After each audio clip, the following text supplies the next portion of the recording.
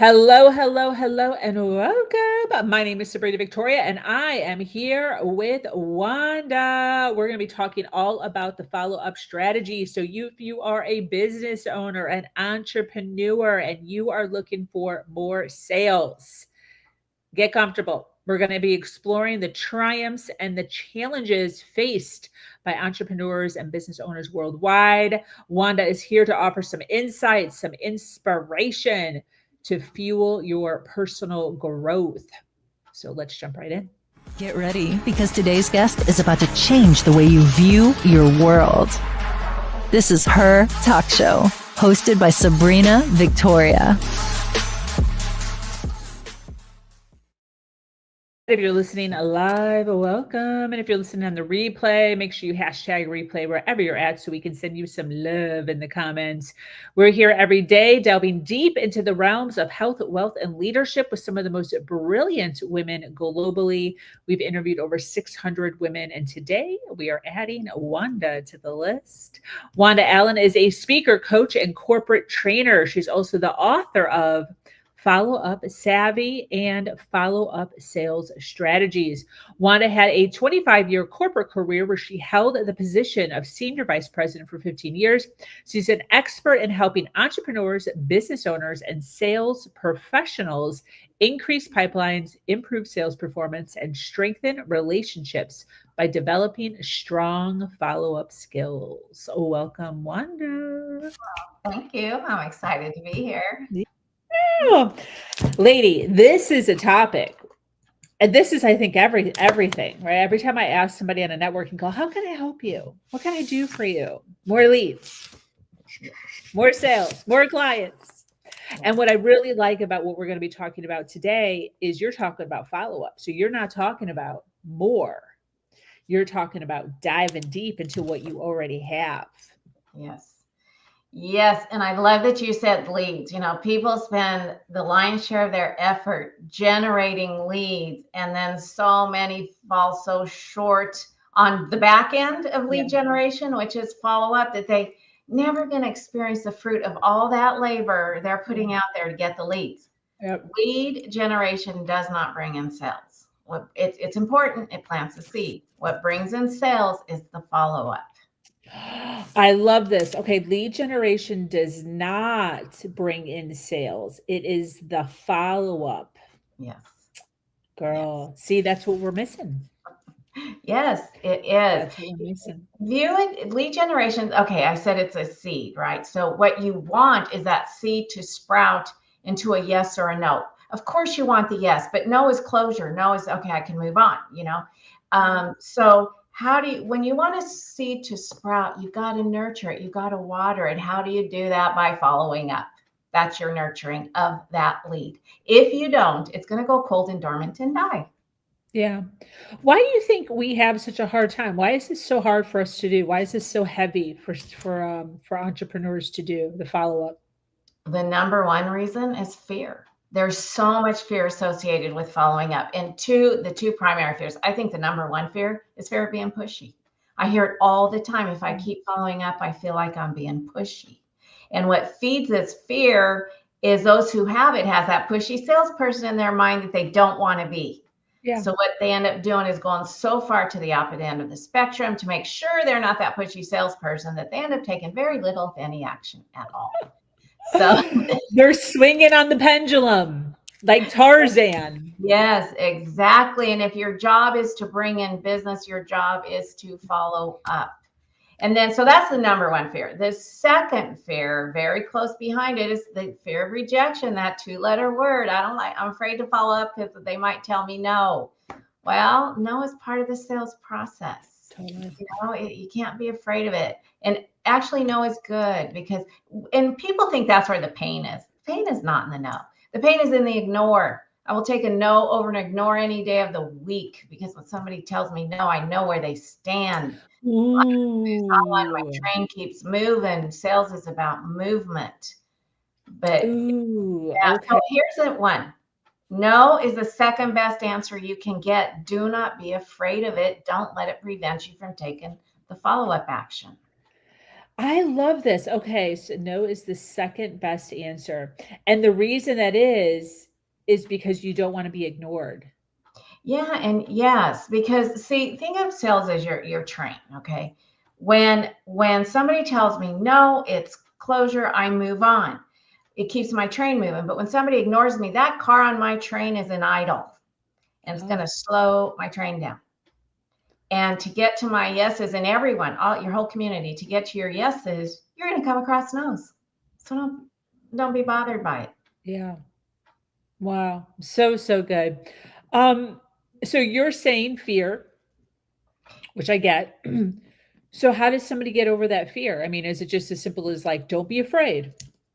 No, it's a mindset. You have to make a mindset shift. So for fear of being pushy, I feel like I'm pushy when I follow up. Well, to shift that, I'm a professional salesperson who respectfully shows my prospects that I'm interested in doing Mm, business with them. So it's shifting that because that's a serving self. It's going to support you. It's a supporting thought versus that slippery snake oil salesman thought. Okay, that is not a supportive thought. So here's the deal: is that when I know everyone in your community, everyone here listening, knows you can make a difference in that prospect's business or life with the product or service that you sell. mhm. So when you don't follow up, you're doing a disservice not only to to yourself, but you're doing a disservice to the prospect because you're not giving them a chance to do business Yeah. with you. Yeah. So, just think of it like that. That don't be, we all have fears, but you can't let your fear drive your decision Mm, in whether to follow up or not. You just have to put it on the side and move forward because if you don't, you're not going to get to your vision, dreams, and goals. And all of that derives from sales because that's the drill down to your income. And you yeah. know this, the more income, the more we can do. And the more we Yes. serve. And view it as serving. Okay, here's another tip to shift from fear. When you're following up and you're coming from the place of making the sell, it's about you. Mm, Come from the place of serving. Then it's about the prospect because your product or service is going to serve them. got it. And that can lighten up the mental load of following up. So serving versus selling. Yes, yes. That's a good one. That's a good one. So we shift our mindset from selling to serving. But then there's this issue of consistency. Mhm. And I think this is something that all entrepreneurs have in all aspects of their business, not just the follow-up, right? It's also networking, it's also social media. It's just like, how do you get consistent doing all the things that you're supposed to do? So what are some things that you encourage your clients to do to stay consistent in the follow-up? Well, if they want off the rat race, out of that hamster wheel, and out of the rat race of just always in lead generation, and then falling short, like I said, on the follow up piece, just consistently remind yourself that the only way to get sales is to follow up. Like if you make that your mantra, it's going to support you in being consistent. And here's another thing. Okay, statistics. Research tells us that 80% of sales are made between the 5th and 12th contact. Wow. And I believe that is a very spot on statistic. So if you're following up for the third time and the prospect hasn't responded once, so what? Keep Mm, going, keep going. The one that follows up and stays in the game is the one that's going to get the business. Now, research also tells us only 10% of salespeople make 3 or more contacts. Only 10%. And I think that is very accurate. So to reword that, 90% of people follow up twice and then quit. wow. And then they're off looking for the next new lead. And see, that gets exhausting.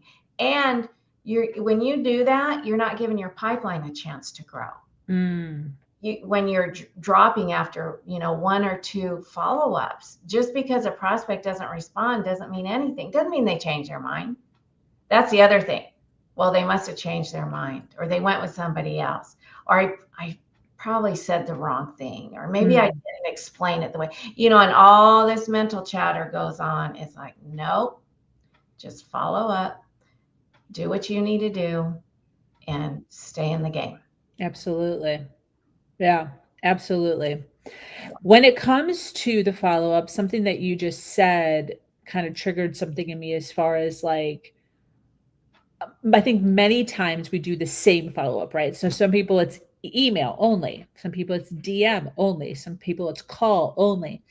What what is your, I guess, thought or your advice or feedback on how should we be following up? Should it always be the same? Should we be changing it up? Is that a little more overwhelming? What does the follow-up look like ideally? The most effective and efficient tool we have, and it's the one that's used the least, is this, like this, for its originally intended purpose. There's so much fear around the phone today. And I could do a whole talk on that. So people don't use it. And because of the inherent fears with follow-up, beyond just those two that I mentioned, you know what people do is they hide behind their email or their social media messaging or the texting because it's just easier. I don't have to talk to them that way. And fear of not knowing what to say is also is another big fear when it comes to following up. So why is this so effective? Because I can cover with you in a 5-minute conversation what could take 3 emails or text in 2 days. Yeah. You're going to tell me things on the phone that you will not tell me in an email or a text. Absolutely. And so people, because there's fears, it generates lies about the phone. Well, nobody answers their phone anymore. I hear that a lot. Really? Nobody on planet Earth answers their phone? Come on. That's such an extreme statement. Yes, you get voicemail a lot, but I promise people answer their phone. Promise you. Promise. So then use text, email, use that as secondary. Use the phone as primary. Wow. It's so efficient. Wow. So Okay, efficient. so you're saying phone. I totally agree. Now this is the next thing that's coming to mind. Okay. So individuals are like, okay, Wanda, we'll use the phone.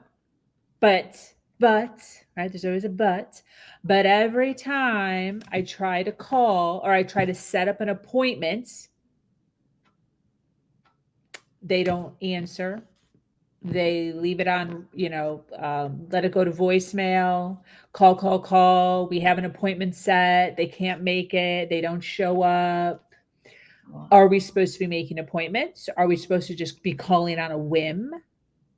Yeah, well, it depends. It depends what the conversation was. Like, you really need to get good at asking next step questions. So, would it be okay if are you in a position to make a decision today? No, I'm not. I'm thinking about it. Need to talk to my spouse. Maybe we're shopping around. Great. Would it be okay if I followed up? Yes. Yeah. Would be a good time. You've got to ask pointed next step questions. And then, use the phone, but you could then send an email or a text. Hey, I left you a message and thought I would email or text, not both, as well. Some people will return an email or a text faster than they'll return a phone call, but you're covering the bases. And so, you get ignored. It just happens. It's Part of life, it. in the sales world. So don't let that discourage you. Here's the other thing. You don't have control over if they're going to answer, if they're going to listen to the voicemail, if they're going to respond. You have no control over that. The only thing you have control over is your action. So put your focus there and let the chips fall where they may once you've done what you need to do. I love that. You only have control of your actions. Yeah, because so many times that's the excuse is why even bother calling because they're not going to answer. So then we're putting everyone in the bulk of not answering, which you clearly said, like, yeah, some people don't answer, but some people do freaking answer. So we're putting them all in that bowl. And the one thing that you can control is you making the first initial phone call. So just letting them do whatever they're going to do, but you at least initiating that contact. Yes. And when you continue and stay consistent with it, what I will guarantee you, even when you're ignored, and this is especially when you're ignored, when a prospect finally responds, I promise you, they're going to say, oh my gosh, Sabrina, thanks so much for following up with me. I'm sorry I haven't responded. That you will be thanked and they will apologize. And you leave such a great impression. So if I'm the prospect and I'm talking to two different salespeople because I'm shopping, and one follows up with me twice and I never hear from again, and the other one's consistently following up with me, who am I more impressed with? Who's leaving the better professional impression and who's going to get my business? Wow. Yeah. So that's what it looks like. Wow. Yeah. Absolutely love that. Celeste said that's great advice and encouragement. Yeah, Love good. that. Thank you so much, Celeste. So how to overcome their follow-up challenges so they can get more clients and close more leads. So what are some of the follow-up challenges? Okay, so we get in, we're getting rid of the fear, we're just doing the thing. We're like Wanda says, just make the phone call. Yeah. So once we're actually in the follow-up mode, what are some of the challenges that we need to look out for? Which one or two, like the one or two basic ones that we need to look out for? I'll give you the two. And this is really what I call, these are the three core fundamentals of follow-up. We already talked about one, fear. Two is you got to make it a priority. And this sounds so elementary and so common sense, but it is not very common at all. You know, the number one reason people say they can't get their follow-up work done is because they don't have the time. They're just too busy. Yeah. I've heard it a gazillion times and I never believe it. It's not about the time. It's just that it's not a high enough priority. Totally. Yeah, and people waste their days on low priority tasks. Yeah. Why? Because that's the comfortable work. That's Yeah. the busy, and that our human nature is to gravitate towards comfort. Yeah. But if you will, I'll give your audience a challenge for the next 30 days. Okay. Do your top priority tasks before you do anything else. And a type priority action would be getting your follow-up work done, lead generation, that work that's uncomfortable, that's going to build your business. Do that before you check your emails, go through social media, dilly-dallying, whatever else, whatever other low priority tasks. We all have low priority tasks that need to get done. Okay. We do, but not ahead of the top priority tasks, because the top priority tasks are what's going to move the needle forward in your business. Totally. Not that low priority busy work. Yeah. That's not. And then you're going to end up wasting days that turn into weeks. And another promise I'll make before we know it, the first quarter is going to be gone. We're almost 2/3 of the way through January. And it's like, wait, wasn't Christmas and Hanukkah just last week? Like, no. So time goes by in lightning speed, and that's why every day matters and every day counts. Make it a priority. When you do that, when you get your top tasks done first, you will be amazed at how time shows up for you. I can't explain to you how it's a phenomenon. It is amazing. And time will become your friend, and it's the enemy for so many because they're not racing against it, Yeah. So that's another challenge. And then the third one is you got to use the CRM. Stands for Customer Relationship Manager. If you don't know what it is, because there's a lot of people that don't know what one is. They don't. In my community, every once in a while I'll say it, and a certain percentage of the group, depending on how many, they have never heard of it. Yeah. So in a nutshell, it's a computer program where you keep all your contact and follow-up information for the people that are important to you.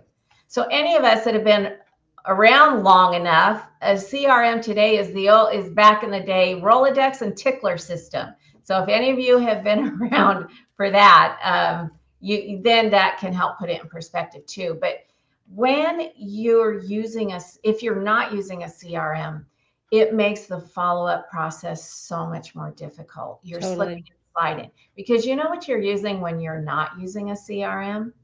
You're using pen and paper, sticky notes, Excel, email, and the worst but commonly used, you said it, your memory. Yeah. And those don't work. Yeah. Those are chaos. Yeah. And a CRM, you know what it is? It's your insurance for your future sales. Ooh. And you insure your home, your life, your car, and it wouldn't be very smart to not have those insured. Well, when you don't have a CRM, it's risky business. It's not very smart because you're operating uninsured. Because what happens if you lose that piece of paper or that sticky note or that Excel spreadsheet got corrupted or your email inbox is in such overload, you completely forgot about that email you're supposed to follow up with. Totally. And your memory bank, you know what that does? That wakes you up at 3 a.m. Oh my gosh, I can't believe I forgot to do that. Totally. Yeah. Yeah. 100%. Or it keeps you up at night where you can't even sleep at Yeah. all. Yeah. Yeah. Because you're just thinking, oh, I can't forget this. I can't forget this. I can't forget this. You're too tired to wake up to write it down. But if Yeah. you just would have entered it in your CRM the moment that it was happening and put it as a task while you're working, then it's there. It's safe. Yeah. And here's what I'll say about a CRM. This is going to sound so dramatic. Okay. It will change your life. Wow. I agree with that. Yeah. So here's why. Because when you're using a CRM, you will absolutely close more sales. You will have stronger relationships. Nothing slips through the cracks and your stress level lowers. Yeah. And when all that happens, your life changes. That is how much power is in a CRM. Absolutely. Mm-hmm. Yeah. I was running my business for about this business that I'm in now. I've been an entrepreneur for a long time, for a year. And I had never had a CRM in any of the other things I had done. And I had a binder with all the forms for every single person. I found out about a CRM a year into running my mastermind, which sounds insane.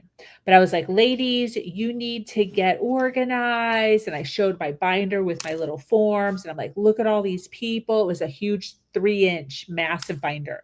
Literally, the ladies started laughing at me. And I'm like, what's so funny? What's going on? Blah, blah, blah. This is what you ladies need to do. I know you think it's funny, blah, blah. And they're like, girl, you need a CRM. What are you even doing? I didn't know what a CRM was.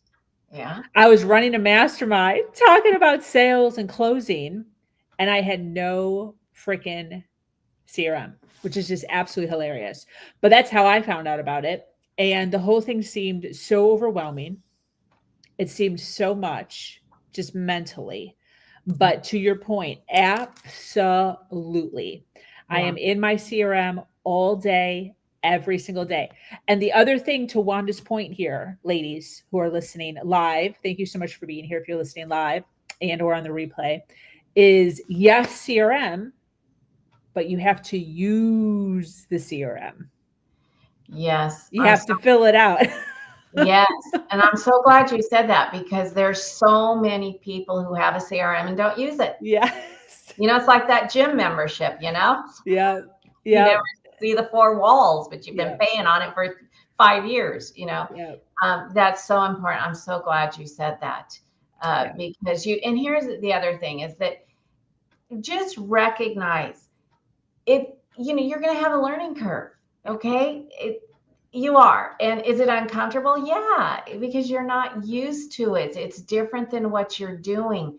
But I want you to be big picture focused. That learning curve is temporary. Yeah. It is temporary. Yeah. And the more you use it, the shorter it's going to be. You're in control of how long or short that learning curve is. Absolutely. With the CRM. So just commit to it because it's going to get you out of the chaos. And that's what follow-up is for so many people. It's chaotic because don't make a priority. They're not using a CRM and they have all these fears. But just the CRM is going to really guide you in getting out of the chaos. Yeah. Absolutely. I agree with that. And thank you for emphasizing that because that is one of the biggest issues that I see. It's just like I talk about following up all the time. And then, where do you have your people? Mm-hmm. And it's always like, well, they're in a Facebook group. Yeah. Yeah. How do you even manage that? How do you even? So I love this. Such good information here that we're sharing. Are there any other systems besides the CRM or maybe inside the CRM that are important? Well, I mean, the CRMs offer a lot of different features because we're in such a techie time. And one area that we haven't touched on yet is relationship management, which is, by my definition, is an extension of following up because it's called staying in touch. Once you get that, convert that prospect into a client, then you want to manage your relationships, because you don't, what so many people do is they get a lead, convert it to a client, close the business, drop the relationship, and they're off looking for their next new. Wow. And, it's been said the most successful salespeople have the best habits and best relationships. Absolutely. So, yeah. So having systems for staying in touch for those people that are important to you. And it's not just clients, it's referral sources, colleagues, prospects even. There's such a thing as prospect loyalty, and people don't understand that, and most have never even thought of that or heard of it. But for any relationship to work, you have to have trust and you have to have good communication. And so you generally don't know your prospects for the most part. They're new relationships. Well, you know how you start building trust and getting good communication is by following up. And your CRM keeps you on track as well as it does for relationship management. So that is, the CRM is the mothership. It is the mothership of them all. And then you can create, systems within your CRM. So relationship management, for most people, at best, it's at the bottom of the list. And at worst, it's not even on the list. But I really want to encourage you to get relationship management up to the top of the list as an important task, because without relationships, business really doesn't exist, right? Yeah. So, and you I may have agree. heard, if you don't take care of your people, there's someone out there who will. Yeah, definitely. Speaking of that, I want to touch a little bit on this saying as far as profit over people or people over profit. This for me is like so triggering because I've been in such a state of money lack in my life that, like, to me, I understand how important the profit is. And to me, it just like, obviously people. It's like, yeah, obviously people. But like, if you don't have profit, you don't have a business. So I'd love to kind of get your take on that as far as how do you manage, we're talking about relationships, we're talking about profit, we're talking about the 30-day follow-up, getting the sales. How do you kind of manage the balance between people and relations? And then also you need to make money. Yeah. So to me, it's people. That's what it is, because you can't make money without people. And so your people are, I'll just go with prospects and clients right now. Okay. 3 primary relationships in business: prospects, clients, referral sources. Those are the 3 primary. But I'm going to go with prospects and clients. So when I'm following up, and as all of you, when you're following up, you're putting that prospect, you're investing into that relationship. That is going to bring you money. Okay. Because your goal is to convert those people into clients. Clients, and I'm not saying you stay in touch with every client you've ever done business with, but those you enjoyed, those you really liked working with, those you can't let go. So you invest in them. And I believe you take care of your people and the money will follow. Because with existing clients, it could be an opportunity for more business and or referrals.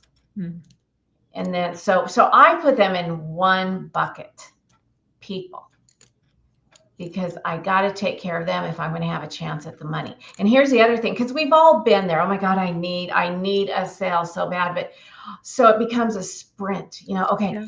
Well, they didn't respond, so I got to go find another lead. Well, they didn't respond, so I got to go find another lead. It just gets crazy. Yeah. You're moving, but sales is a marathon. But just keep your pipeline full. That's the key. Yeah. When you get those leads, don't let them drop after 2 tries. Yeah. Take care of your people. View your prospects as relationships. And that's how you develop prospect loyalty. That's how you get to know your prospects. Yeah. Yeah, 100%. I agree with that. And, to those listening live, to those listening on the replay, yes, people, but to have a business, there needs to be money flowing in. It's Yeah. not a business if there's no money. That becomes more of like a charity or almost like a nonprofit of sorts. But even that needs money. So, that becomes like the Mona Lisa, basically. Or Yeah. not the Mona Lisa, sorry. Who's the one that oh my God, why am I having such a brain fart with that? Who's the woman who like gave her life to the people? Oh, Mother Teresa. Mother Teresa, that's what I meant. Yeah. Yeah. Yeah. Yeah. And that's why when you're following up, asking those questions, because you want to be, you want to get to the point, don't sugarcoat and dance around the bush and fluff. And are you ready to make a decision today? Don't be afraid to ask those questions, because you are there to make money. You are there to serve them with your product or service. Stand tall. That Absolutely. leaves a great impression. That's who we want. Okay, confidence. It's not talked about, but it's so crucial in sales, because at the end of the day, that is what prospects buy. Who doesn't love a salesperson that's confident in who they are and the product or service they sell? That is who we gravitate towards. That's who we want to do business with. Wow. So stand tall and ask your pointed questions. Doesn't mean you're abrupt, you're kind, you're professional. You're just there to serve and do a job. Absolutely. Yeah, absolutely. So we have a ton of people watching live right now. Thanks so much for being here. And I'm sure we'll have a ton of people watching on the replay. Wanda, I'd love for you to, obviously, we're getting a really good idea of your knowledge, your authority in this space of follow up. I would love for you to talk a little bit about exactly what you do, exactly who you help. Okay, so I have two main prongs to my business: speaking and coaching. That's what I do. And then I have a smaller one, I do corporate work. But I'm a speaker. I speak to networking groups, annual conferences, business associations, trade associations on this topic of follow-up. And then I coach. I have a group coaching program, and then I have private coaching programs. And I call myself a one-trick pony. I am all about follow-up and relationship management. That is what I do. Beautiful. I love it. And then where can people find you if they wanted to learn more about you and just kind of see the vibration or the energy around the business? Yeah, so my website is the best place. It's followupsalesstrategies.com. Beautiful. And where do you hang out on social the most if people wanted to follow you? Um, Facebook, I have my business page, and then LinkedIn. Facebook and LinkedIn. Yeah. Gorgeous. All right, lady. Well, this has been absolutely fun, phenomenal. I took so many notes. I so appreciate you being here, hanging out with us. Can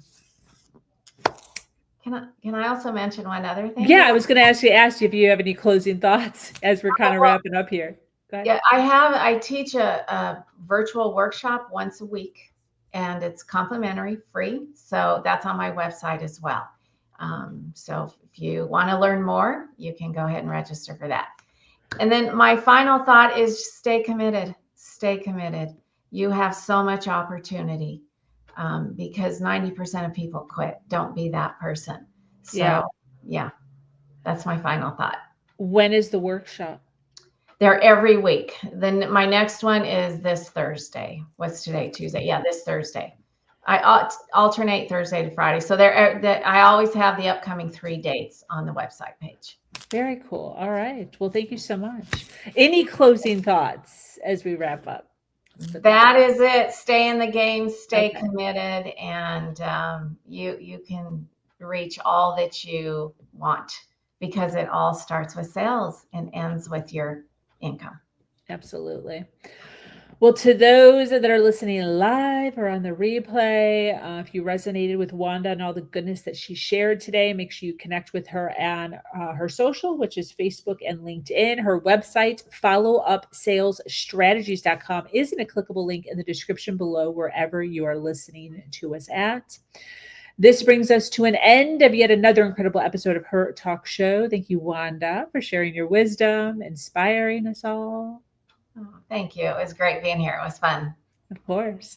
To our dedicated listeners who stayed with us until the very end here, thank you so much. Remember to follow, like, and share to spread this message to other women business owners out there, women entrepreneurs that are looking to thrive versus just survive in their businesses. So once again, my name is Sabrina Victoria. I am the host here, and I also run a community called Her Nation, where we continue to uplift women all over the world under the categories of health, wealth, and leadership. Until next time, do something awesome today.